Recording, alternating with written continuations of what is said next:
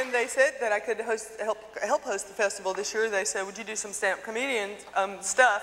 And I said, no fair, because this year there certainly hasn't been anything to tell jokes about.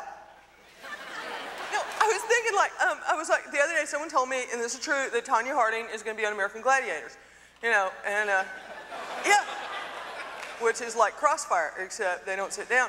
And I personally have an affection for Tonya Harding that probably has to do with just my own underdog tendencies and that kind of thing. I happen to like her, and I personally couldn't think she could pick a nicer chick to slam. No, that's wrong. I'm sorry. No, that's just Nancy wore a little thin on me after a while, didn't she? You know, and then we're so sick too. The whole world's exploding around us, but we kept watching it, didn't we?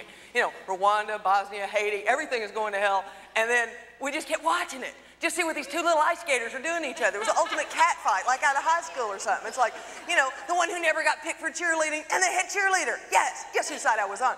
And then you watch it, and after a while, you know, you see Nancy go down, she doing that why, and you watch it so many times, she started to sound like Lucy, didn't she? You know, it was like,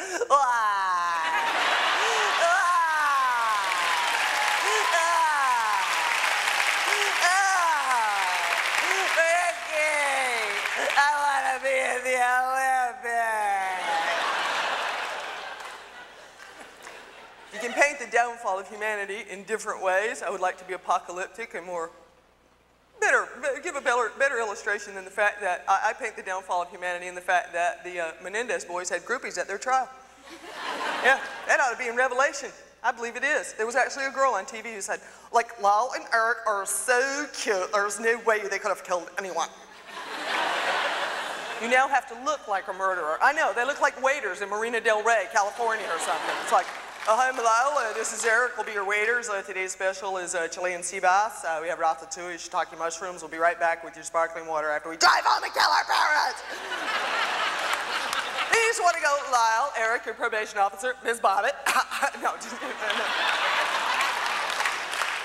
Lorena Bobbitt probably overreacted a bit to a stressful situation in her own house. What kills me, though, she said, silly enough to say to someone that her husband didn't satisfy her sexually. And I want to go, well, sweetheart, if you thought he was bad before, what position? And you know, and I've asked guys, too, I'd say, that just seems like such a permanent thing to do. It really does. That thereby would end all discussion in any category, would it not? I've asked guys, I go, if your significant female or male other did something like that to you, would you ever feel compelled to talk to them about anything of import again? And to a man, they said, no, Brett, we would not. And didn't you think she was just, it was a bit much? So what'd you do? You don't get the knife. You're going, you know those little scissors they give you in kindergarten that won't even cut construction paper? Well, you start with those, you know, those, you know, and then he'd wake up and go, is something wrong, honey? You know, and you go, I want to talk about you hitting me, you know, like that. And then he'd go, I'll go to counseling. Okay, but I'm serious about, you know, and then that way there's some room for dialogue. All right. And then, I've got a new uniform. I'd love to show it to you.